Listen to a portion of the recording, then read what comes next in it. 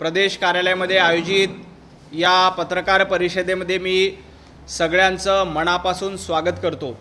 खरं तर आज ज्या पद्धतीनं महाराष्ट्रामध्ये आणि देशामध्ये उद्धवजी ठाकरे आणि त्यांच्या पक्षानं हिंदुत्ववादापासून फारकत घेण्याचा प्रयत्न करतायत, हिंदुत्ववादापासून दूर पळण्याचा प्रयत्न करतायत आणि आज अतिशय दुर्दैवी अशी घटना उभाटा गटाच्या खासदारांनी केलेली आहे।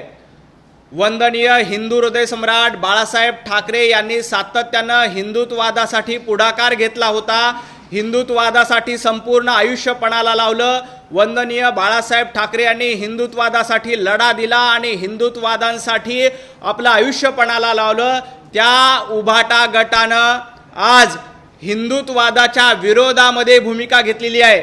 मदुराई जवळ एक मंदिर आहे, त्या मंदिराच्या टेकडीवर वर्षानुवर्ष जवळपास 14 ते 18व्या शतकापासून एक प्रथा सुरू आहे की तिथं दीप प्रज्वलित केला जातोय आणि हे दीप प्रज्वलित करण्याची परंपरा पुन्हा सुरू करावी यासाठी काही लोक मद्रास उच्च न्यायालयामध्ये गेले होते। काही लोक त्या न्यायालयामध्ये गेले असताना मदुराई खंडपीठानं पुन्हा एकदा हा दीप, जी आपल्या हिंदू धर्मामध्ये दिवा लावण्याची परंपरा असते, दीप प्रज्वलित करण्याची परंपरा असते, ती परंपरा पुन्हा सुरू करण्याचे आदेश मद्रास खंडपीठानं दिले, मदुराई खंडपीठानं दिले। परंतु त्या न्यायाधीशांच्या विरोधामध्ये जे न्यायमूर्ती आहेत GR स्वामीनाथन यांच्या विरोधामध्ये महाभियोग आणण्याचं काम इंडिया आघाडीने केलं आणि दुर्दैवानं या महाभियोगाच्या विरोधामध्ये उभाटा गटाच्या खासदारांनी स्वाक्षऱ्या केल्या। एका बाजूला हिंदूंच्या रक्षणासाठी वंदनीय बाळासाहेब ठाकरे यांनी संपूर्ण हयात घालवली आणि हिंदूंना हिंदू म्हणून जगण्याचा अधिकार मिळाला पाहिजे, राम मंदिर झालं पाहिजे यासाठी आपण सगळ्यांनी लढा दिला आणि आज उभाटा गटाचे खासदार एका मंदिराची दीप प्रज्वलित होतोय, त्या विरोधामध्ये ज्या न्यायमूर्तींनी अधिकार दिला, आदेश दिला, त्या न्यायमूर्तीच्या विरोधात भूमिका घेण्याचं काम हे उभाटा गटाचे खासदार करतायत। माझा उभाटा गटाच्या खासदारांना सवाल आहे, अरविंदजी सावंत तुम्ही इथं सही केली, आज वंदनीय बाळासाहेब ठाकरे यांना काय वाटत असेल? वंदनीय बाळासाहेब ठाकरे यांनी हिंदुत्वाचा वसा आपल्या सगळ्यांना दिला होता आणि तुम्ही हिंदुत्ववादाच्या विरोधात भूमिका घेऊन काँग्रेसच्या मांडीला मांडी लावून बसता आणि अशा पद्धतीनं हिंदू विरोधी भूमिका घेण्याचं काम करतायत आणि सही करता। आज बाळासाहेब ठाकरे असते तर या खासदारांच्या पेकाटामध्ये त्यांनी लाथ घातली असती, कारण कधीही बाळासाहेब ठाकरे यांची अशी भूमिका नव्हती की अशा पद्धतीनं हिंदू विरोधी काम खासदारांकडनं करावं। एका बाजूला तुम्ही अजान स्पर्धा घेतायत, एका बाजूला नमाज पठण स्पर्धा घेतायत आणि दुसऱ्या बाजूला अशा पद्धतीनं हिंदू मंदिरामध्ये दीप प्रज्वलित केला जातोय, त्याचा समर्थन करणारं आदेश दिल्यानंतर त्या न्यायाधीशाच्या विरोधामध्ये तुम्ही भूमिका घेतायत, त्या न्यायमूर्तीच्या विरोधामध्ये भूमिका घेतायत। उभाटा गटाच्या खासदारांना याबद्दल लाज वाटली पाहिजे। वंदनीय बाळासाहेब ठाकरे असते तर आज या सगळ्या खासदारांना पक्षातनं बाहेर काढून टाकलं असतं आणि त्यांना सांगितलं असतं की तुमची जागा आमच्या पक्षामध्ये नाही, कारण जो हिंदू विरोधी आहे, जो आपल्या धर्माच्या विरोधात आहे, देव देशाच्या विरोधामध्ये जो आहे, त्यांना या पक्षामध्ये स्थान नाही असं वंदनीय बाळासाहेब ठाकरे यांनी कडकडून सांगितलं असतं। परंतु दुर्दैवाने आज वंदनीय बाळासाहेब ठाकरे यांचे विचार पुढे नेण्याचं काम उद्धवजी ठाकरे करत नाहीत। माझा उद्धवजी ठाकरे आणि आदित्यजी ठाकरे यांना देखील सवाल आहे, आपण वंदनीय हिंदू हृदय सम्राट यांचं नाव घेतो, आपण बाळासाहेब ठाकरे यांचा फोटो लावतो आणि त्यांचे विचार पायदळी तोडवण्याचं काम उद्धवजी तुमच्या पक्षातले खासदार करतायत। अरविंद सावंत आणि तुमच्या पक्षातले खासदार हिंदू विरोधी भूमिका घेण्यासाठी संसदेमध्ये सही करतायत, लोकसभेमध्ये सही करतायत आणि एका न्यायमूर्तीच्या विरोधात ज्यांनी मंदिरातली प्रथा सुरू केली पाहिजे, जी वर्षानुवर्षाची प्रथा आहे, जवळपास 14 ते 18व्या शतकापर्यंत ही प्रथा परंपरा सुरू होती आणि ही प्रथा परंपरा मोडीत निघावी यासाठी तुम्ही प्रयत्न करतायत। तुम्ही कुणाचा अपमान करतायत? तुम्ही संपूर्ण हिंदूंचा अपमान करतायत, तुम्ही आमच्या देवदेवतांचा अपमान करतायत। अरविंद सावंत तुम्हाला इथल्या हिंदूंनी मतदान देऊन निवडून आणलं, अरविंदजी सावंत तुम्हाला महाराष्ट्रातल्या मुंबईतल्या जनतेने मतदान दिलं, त्या मतदारांचा अपमान करण्याचं काम अरविंदजी सावंत आणि उभाटा गटाचे खासदार करतायत. माझा उद्धवजी ठाकरे यांना सवाल आहे, तुम्ही अरविंद सावंत आणि या खासदारांवर काय कारवाई करणार आहात? तुम्ही जर का या खासदारांवर कारवाई केली नाही तर तुमची हिंदुत्ववादाची भूमिका ही बेगडी आहे हे पुन्हा एकदा सिद्ध होईल. काँग्रेसच्या मांडीला मांडी लावून बसल्यामुळे तुम्ही हिंदुत्ववाद सोडून दिला. तुम्ही हिंदुत्ववादाची फारकत घेतली. तुम्हाला नमाज स्पर्धा घेण्यामध्ये इंटरेस्ट आहे, तुम्हाला अजान स्पर्धा घेण्यामध्ये इंटरेस्ट आहे आणि तुम्हाला हिंदू देवदेवतांची दीप प्रज्वलित करण्याची जी परंपरा सुरू आहे. लोक खरं तर वंदनीय बाळासाहेब ठाकरे यांनी हिंदुत्ववादाचा दिवा, हिंदुत्ववादाची ज्योत या देशामध्ये जागवली आणि उद्धवजी ठाकरे तुम्ही मंदिरातली ज्योत विझवणाऱ्यांसोबत उभे आहात. एका बाजूला हिंदुत्ववादाची ज्योत पेटवणारे वंदनीय बाळासाहेब ठाकरे आणि दुसऱ्या बाजूला हिंदुत्ववादाची ज्योत मिटवणारे उद्धवजी ठाकरे आपल्या समोर आहेत. माझा मुंबईकरांना देखील सवाल आहे, अशा पद्धतीनं सातत्यानं हिंदू विरोधी भूमिका घेणारे उद्धवजी ठाकरे यांचा बुरखा आज टराटरा फाटला गेला आहे.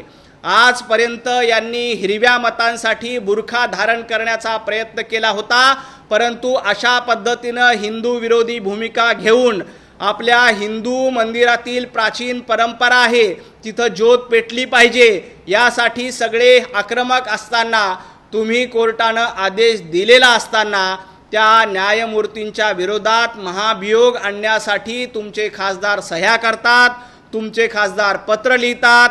हेच वंदनीय बाळासाहेब ठाकरे यांना अभिप्रेत होतं का? वंदनीय बाळासाहेब ठाकरे यांचं हिंदुत्व हे कडवं होतं. वंदनीय हिंदू हृदय सम्राट बाळासाहेब ठाकरे यांचा राष्ट्रवाद प्रखर होता आणि ती प्रखर ज्योत पेटवण्याचं काम बाळासाहेब ठाकरे यांनी केलं होतं आणि ती ज्योत विझवण्याचं काम दुर्दैवानं उद्धवजी ठाकरे, आदित्यजी ठाकरे आणि त्यांचे उबाटा गटाचे खासदार करतायत. आता माझा महाराष्ट्रातल्या जनतेला देखील सवाल आहे की आपण उद्धवजी ठाकरे यांची ही भूमिका मान्य करणार आहेत का? ज्या पद्धतीनं गेल्या काही दिवसांपासून जेव्हा काँग्रेसच्या मांडीला मांडी लावून उद्धवजी ठाकरे बसले आणि हिंदुत्ववादाच्या विरोधात एक एक भूमिका घेत आहेत. तुम्ही आठवा की यांना मराठी माणूस प्रिय नाही आहे, यांना देशातला हिंदू प्रिय नाही आहे, यांना महाराष्ट्रातला हिंदू प्रिय नाही आहे. जे जे हिंदू विरोधी आहेत त्या सगळ्यांच्या मांडीला मांडी लावून बसण्याचं काम उद्धवजी ठाकरे तुम्ही केलंय आणि आता तुमचे खासदार अशा पद्धतीनं संसदेमध्ये उघड भूमिका घेत आहेत. उद्धवजी ठाकरे तुम्ही या खासदारांवर काही कारवाई करणार आहात का? आणि पत्रकार परिषद घेऊन माझी उद्धवजी ठाकरेंना विनंती आहे, आदित्यजी ठाकरे यांना विनंती आहे की तुम्ही पत्रकार परिषद घेऊन याबद्दल आपली भूमिका स्पष्ट केली पाहिजे की आमची भूमिका ही नाही, हे उद्धवजी ठाकरे यांनी पुढे येऊन सांगावं. अन्यथा ते हिरव्या मतांसाठी आणि हिंदू विरोधात भूमिका घेण्यासाठी ओळखले जातील. वंदनीय बाळासाहेब ठाकरे यांच्या विचारांना पायदळी तोडवण्याचं काम उद्धवजी ठाकरे करू नका. जुने जाणते शिवसैनिक आहेत, त्यांनाही ही भूमिका आवडणार नाही. कारण आमच्या शिवसैनिकांनी हिंदू मंदिर जागलं पाहिजे, हिंदू मंदिर मोठे झाले पाहिजे, हिंदूंची ज्योत पेटली पाहिजे यासाठी सगळ्यांनी प्रयत्न केले होते. परंतु तीच हिंदुत्ववादाची ज्योत विझवण्यासाठी जर का तुमचे खासदार सह्या करत असतील, तुमचे खासदार त्याला पाठिंबा देणार असतील तर तुमचा धिक्कार आहे. वंदनीय बाळासाहेब ठाकरे देखील अशा लोकांना नक्की स्थान दिले नसतं. परंतु आज दुर्दैवाने वंदनीय हिंदू हृदय सम्राट बाळासाहेब ठाकरे यांचे विचार पायदळी तोडवण्याचं काम उद्धवजी ठाकरे हे सातत्यानं करतायत, आदित्यजी ठाकरे सातत्यानं करतायत. त्यामुळे या भूमिकेचा आम्ही निषेध करतो आणि अशा पद्धतीनं भूमिका जर का घेत असतील तर तुम्हाला येणाऱ्या काळात ही संपूर्ण महाराष्ट्रातील जनता आणि देशातली जनता निश्चितपणे तुमची मशाल विझवण्याचं काम निश्चित करेल. आज तुम्ही हिंदुत्ववादाची ज्योत विझवताय, उद्या येणाऱ्या स्थानिक स्वराज्य संस्थांच्या निवडणुकीमध्ये तुमची मशाल विझवल्याशिवाय महाराष्ट्रातील आणि मुंबईतली जनता राहणार नाही. या संदर्भात काय प्रश्न असतील?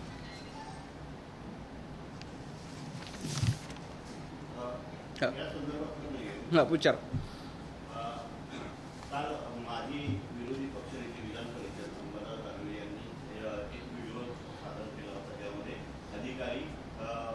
लाच घेताना दिसतात किंवा पैशाच्या व्यापार करताना दिसतात किंवा लोकप्रतिनिधी. आज संदीप देशपांडे यांनी कालही आणि आजही राज्य सरकारचे कर्मचारी असतील किंवा बीएमसीचे कर्मचारी अधिकारी असतील तशा प्रकारे लाभ घेतात अशा प्रकारचा व्हिडिओ केलेला आहे, प्रकाशित केलेला आहे. नेमकं त्यावर आता राज्य सरकार काही कारवाई करणार आहे का? कारण ते स्पष्टपणे दिसते आहे. निश्चितपणे या राज्यामध्ये भ्रष्टाचाराला कुठेही थारा नाही. हे आदरणीय देवेंद्रजी फडणवीस यांचं सरकार आहे. हे स्वच्छ प्रतिमेचं सरकार आहे. या संपूर्ण प्रकरणाची चौकशी करून दोषींवर निश्चितपणे कारवाई केली जाईल. फक्त अंबादासजी दानवे यांना माझा फक्त एवढाच सवाल आहे, दानवे साहेब, आपलं महाविकास आघाडीचं सरकार असताना रोज 100 कोटीची वसुली तुमच्या काळामध्ये सुरू होती.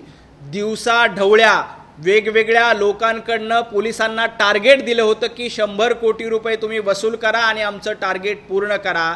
दानवे साहेब त्याच्याबद्दल चकार शब्द काढायला तयार नाहीत. आमच्या सरकारमध्ये भ्रष्टाचाराला थारा नाही. जो कोणी दोषी असेल त्याच्यावर निश्चितपणे कारवाई केली जाईल, त्याला सोडलं जाणार नाही. परंतु अंबादासजी दानवे यांना याबद्दल बोलण्याचा अधिकार आहे का? आपलं महाविकास आघाडीचं सरकार असताना 100 कोटी रुपये कशा पद्धतीने वसूल केली जात होती? कोविडमध्ये मुंबई महापालिकेमध्ये करोनाच्या काळामध्ये करोडो रुपयाचा भ्रष्टाचार कोणी केला? सर्वसामान्य माणसाला, कामगारांना वाटल्या जाणाऱ्या खिचडीलाही यांनी सोडलं नाही. अनेक कोविडच्या कंत्राटदारामुळे मलिदा खाण्याचं काम तत्कालीन महाविकास आघाडी सरकारनं केलं होतं. हे महाराष्ट्राला माहीत आहे. त्यामुळं आमचं सरकार या सगळ्या प्रकरणामध्ये चौकशी करून दोषींना सोडणार नाही, कारवाई करील. अंबादासजी दानवे, तुमची या कोविड काळातल्या भ्रष्टाचार आणि 100 कोटी वसुलीबद्दलची भूमिका काय, एकदा महाराष्ट्राला सांगा. दुसरा प्रश्न संदीपजी देशपांडे यांनी केला की काही PWDचे अधिकारी लाच घेतायत, पैसे घेतायत, असा व्हिडिओ करतायत. या प्रकरणामध्ये सरकार अतिशय गांभीर्यानं दखल घेईल. या संपूर्ण प्रकरणाची तपास होईल, चौकशी केली जाईल आणि या प्रकरणामध्ये कोणी दोषी असेल तर कुणालाही सोडलं जाणार नाही. हे पारदर्शक आणि स्वच्छ प्रतिमेचं सरकार आहे. हे देवेंद्रजी फडणवीस यांचं सरकार आहे. इथं कुठल्याही भ्रष्टाचाराला थारा नाही, लाचखोरांना इथं थारा नाही. प्रत्येकावर योग्य ती कारवाई केली जाईल. फक्त राजकीय सुडापोटी आरोप करणार असतील तर ते देखील सहन केले जाणार नाहीत. कारवाई केली जाईल, मात्र विरोधक हा प्रश्न उपस्थित करतायत. संजय शिरसाट हे देखील पैशांच्या बॅगसह गेल्या अधिवेशनामध्ये पकडले गेले होते. शहाजी बापू पाटील हे देखील निवडणुकीच्या काळात त्यांच्या बॅगमध्ये कोटी रुपये सापडले होते. यांच्यावर कारवाई होत नाही, मग आता तरी कारवाई कशी असा सवाल विरोधक उपस्थित. सगळ्या प्रकरणावर कारवाई होणार आहे. कुणालाही सोडलं जाणार नाही. प्रत्येकाची चौकशी करून त्यावर कोर्टात पुरावे द्यावे लागतात. आपल्याकडे न्यायव्यवस्था आहे. मला वाटलं उद्या उठलं आणि शिक्षा दिली, असं होत नाही. आपल्याकडे न्यायालयीन प्रक्रिया आहे. त्या संपूर्ण न्यायालयीन प्रक्रियेतनं जावं लागतं, चौकशीतनं जावं लागतं आणि चौकशीमध्ये दोषी आढळला तर कारवाई केली जाते. ही संपूर्ण प्रक्रिया सुरू आहे. कुठल्याही प्रकरणामध्ये दोषींना सोडणारं हे सरकार नाही. दोषींवर निश्चितपणे कारवाई केली जाईल. अधिवेशन सुरू आणि दोन्ही सभागृहामध्ये विरोधी पक्षनेता नाही आणि विरोधकांकडून सातत्यानं हा प्रश्न उपस्थित केला जातो की सरकारला विरोधी पक्षनेत्याची भीती वाटते का आणि म्हणून त्यावरती निर्णय होतो. खरं तर विरोधी पक्षनेता निवडण्याचा अधिकार हे सभापतीचा आणि अध्यक्षांचा असतो.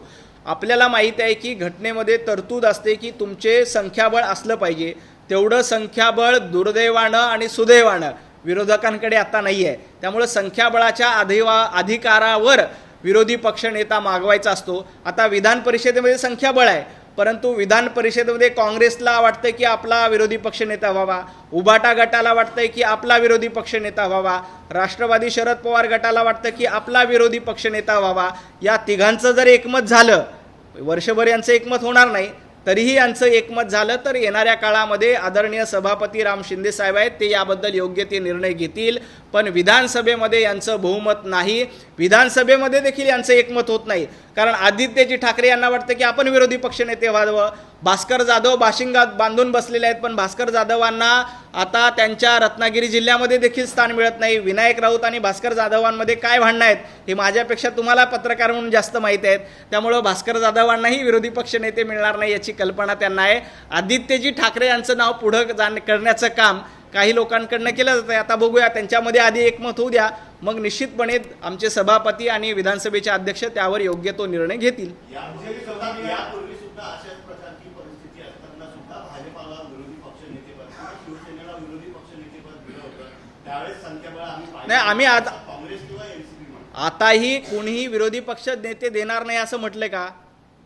राम शिंदे साहेबांनी म्हटले का विरोधी पक्ष नेते देणार नाहीत? किंवा राहुलजी नार्वेकर यांनी म्हटले का आम्ही विरोधी पक्ष नेते देणार नाही? तुमच्यामध्ये आधी एकमत करा. तुम्हाला उबाटा गटाचा विरोधी पक्ष नेता हवा आहे, तुम्हाला काँग्रेसचा विरोधी पक्ष नेता हवा आहे का, तुम्हाला राष्ट्रवादीचा विरोधी पक्ष नेता हवा? बरं, उबाटा गटाचं ठरलं तर उबाटा गटामध्ये आदित्यजी ठाकरे यांना विरोधी पक्षनेता करायचं आहे का भास्कर जाधव यांना विरोधी पक्षनेते करायचं आहे? यावर आधी त्यांनी एकमत करावं आणि मग आदरणीय विधानसभा अध्यक्ष आणि विधान परिषदेच्या सभापतींकडे जावं. ते यावर योग्य ते निर्णय घेतील.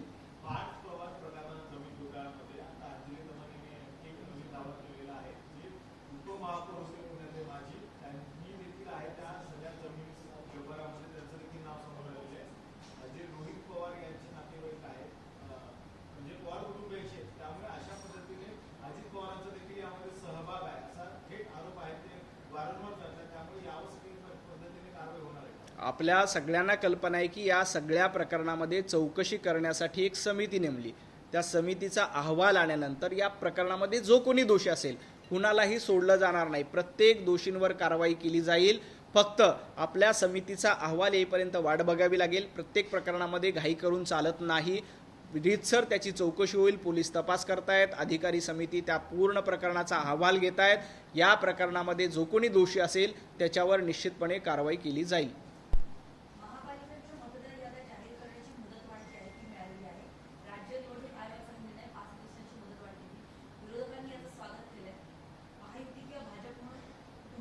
आम्ही देखील या निर्णयाचं स्वागत करतो.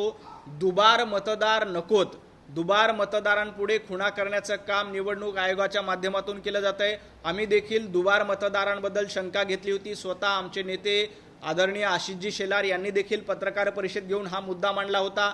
आदित्यजी ठाकरे यांच्या वरळी मतदारसंघामध्ये जवळपास 16,000 दुबार मतदार असल्याचा दावा स्वतः आदित्यजी ठाकरे यांनी देखील केला होता.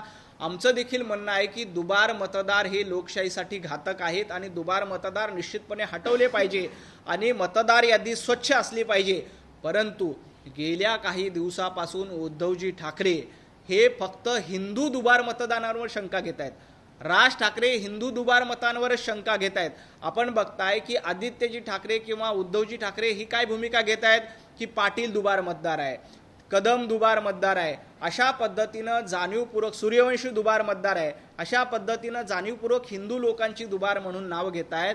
परंतु आपल्याला कल्पना आहे का मुंबईमध्ये मोठ्या प्रमाणामध्ये मुस्लिम दुबार मतदार आहेत, परंतु एकही उबाटा गटाचा नेता मुस्लिम दुबार मतदारावर बोलायला तयार नाहीत. का नाही? कारण यांना माहित आहे की आपण मंदिराची ज्योत विझवतोय आणि अशा पद्धतीनं मंदिराची ज्योत विझून काही लोकांचं लांगुल चालन करण्याचा प्रयत्न करतोय. लांगुल चालन करून मतं मिळवण्याचा प्रयत्न यांचा सुरू आहे. त्यामुळे यांना हिंदू दुबार मतांवरच शंका आहे. इतर धर्मियांच्या दुबार मतावर हे शंका घेत नाहीत. आता निवडणूक आयोग याद्या करतंय. यामध्ये स्वच्छपणे एकदा असतील दुबार असतील तर त्यांच्यावर नाव असलं पाहिजे, तिबार असतील तर त्यावर खूण असली पाहिजे. याबद्दलची भूमिका याबद्दलची मागणी भारतीय जनता पार्टीची अगदी सुरुवातीपासून आहे.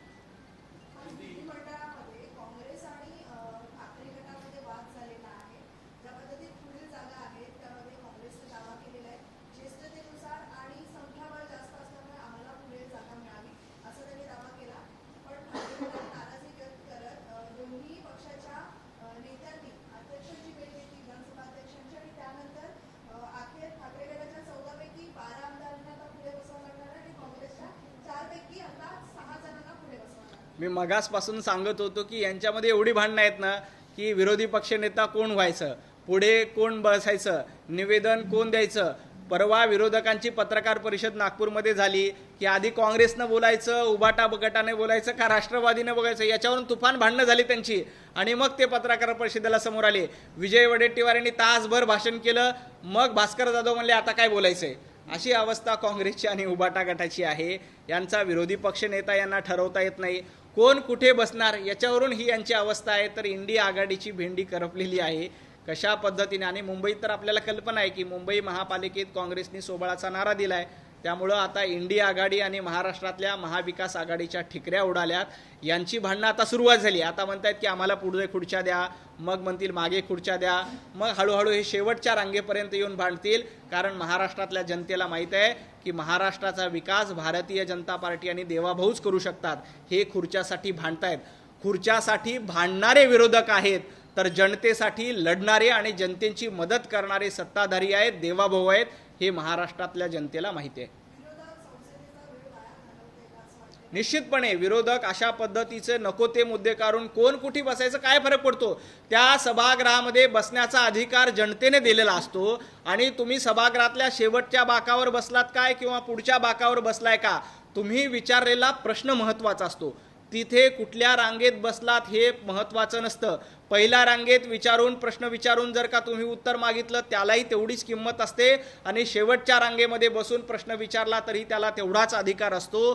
त्यामुळं अशा पद्धतीनं वेळ वाया घालवण्याचं काम महाविकास आघाडीच्या नेत्यांकडनं केलं जात आहे. आणि खुर्च्यासाठी तुम्ही भांडताय ना, तर येणाऱ्या स्थानिक स्वराज्य संस्थाच्या निवडणुकीत, महापालिकेच्या निवडणुकीत जनता तुम्हाला खुर्ची सुद्धा देणार नाही. हे विरोधकांनी लक्षात ठेवावं. एबीपी माझा, उघडा डोळे बघा नीट.